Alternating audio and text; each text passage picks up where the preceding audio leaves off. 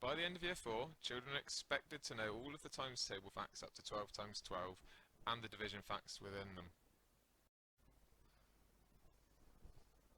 So today we're going to have a go at 124 times 3 using concrete resources. You can see I've got 124 3 times. To start, we're going to count our ones. I have 4 here, and 4 here. So 1, 2, 3, 4, 5, 6, 7, 8, 9, 10, 11, 12 ones. Now I can't write 12 ones in my ones column, so I'm going to need to regroup 10 of these ones for one 10 stick. So I take my 10 ones, I swap it for my 10 stick, and I've got 2 ones left over. Now I can count my tens. I have 1, 2, 3, 4, 5, 6, 7 tens. Now I can count my hundreds. I have 1, 2, 3 hundreds. So 124 times 3 is 372.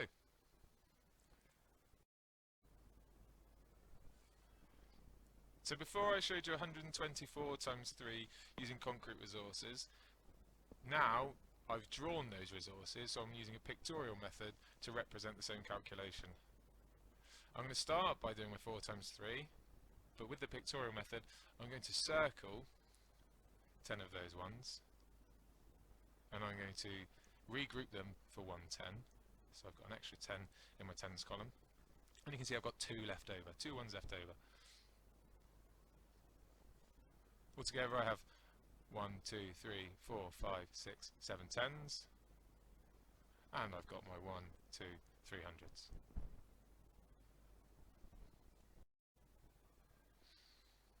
Now we're doing 124 times 3 using a formal written method. I'm going to start by doing 4 times 3, which I know is 12. I can put my 12 ones in this ones column, so I'm going to put my 2 there. I'm going to put my 1, 10 underneath. Now I'm going to do 3 times 2, which I know is 6 tens. I've got to add on this extra 10. So in my tens column, I have 7 tens. Now I'm going to multiply my hundreds. 3 times 1 is 3. So 124 times 3 is 372. So now we're going to look at using an area model to multiply two two-digit numbers. So here we have 54 times 13. I've partitioned my 54 into 50 and 4, and my 13 into 10 and 3. And then I'm going to fill in the boxes. So 3 multiplied by 4 is 12. 3 times 50 is 150. How do I know that? Because 3 times 5 is 15, and 50 is 10 times bigger. 10 times 4 is 40. 10 times 50 is 500. And how do I know that? I know 10 times 5 is 50, so 10 times 50 is 500, which is also 10 times bigger. Then I'm going to add together the answers in my boxes. So here I've put 500, add 150, add 40, add 12. I've got 2 ones. So then I've got 5 tens and 4 tens and 1 10, which makes 10 tens. I'm going to regroup those 10 tens into 100 here and put my 100 just here. 500 add 100, add that extra 100 is 700s. So my answer is 702.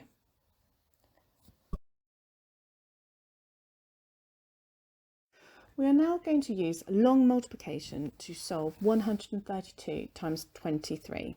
So with long multiplication, you put the larger number at the top. First, we're going to start by looking at the calculation 3 multiplied by 132. So 3 times 2 is 6. 3 times 3 tens is 9 tens. 3 times 100 is 300s. Then we're going to look at 20 times 132. 2 tens times 2 is 4 tens or 40. Use 0 as a placeholder. 2 tens times 3 tens is 6 hundreds. Then 2 tens times 100 is 2000. We are then going to add them all together. So 6 add 0 is 6. 9 tens add 4 tens is 13 tens. We're going to regroup those 10 tens for 100s and put it just here. 300s add 600s is 900. Add the extra 100 is 10 hundreds, which we are going to regroup as 1000 and just put it here. Then 2000 add 1000, add the extra 1000 is 3000. So the answer is 3036. So now we're going to move on to division. Here we've got 93 divided by 3. I've represented my 93 using Deans. I'm going to look at this as 93 shared between 3, and I'm going to share my Deans equally between the 3 rows.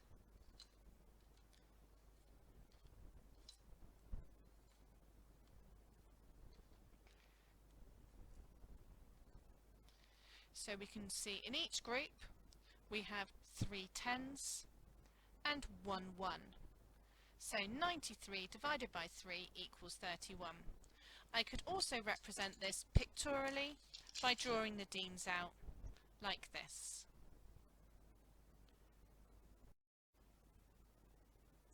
Now we can complete a slightly more challenging calculation. 189 divided by 3. So I've made 189 using my Deans. I can't share my 100 between 3 here. So what I'm going to do is I'm going to exchange my 100 for 10 tens. 1, 2, 3, 4, 5, 6, 7, 8, 9, 10. So now I've got my 10 tens and my 8 tens. I'm going to share these 18 tens equally between my 3 groups.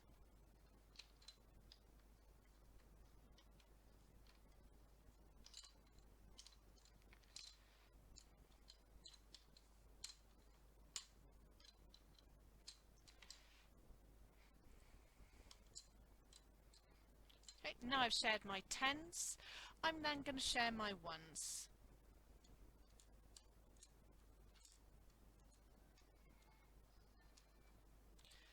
Okay, so whereas in multiplication we start from right to left, in division we start from left to right. So in each row we've got 6 tens and 3 ones, so 189 divided by 3 is equal to 63.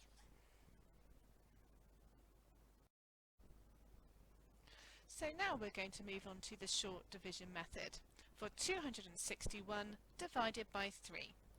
I've put my dividend 261 here inside my box, and I've put my divisor 3 just here.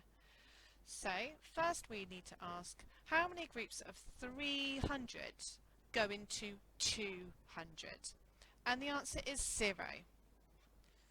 So we exchange our 200s for 20 tens, and I put it into the tens column. How many groups of 3 tens go into 26 tens? There are 8 groups. I know 8 tens times 3 tens is 24 tens, so there's 2 more tens. I'm going to exchange this for 20 ones. How many groups of 3 go into 21?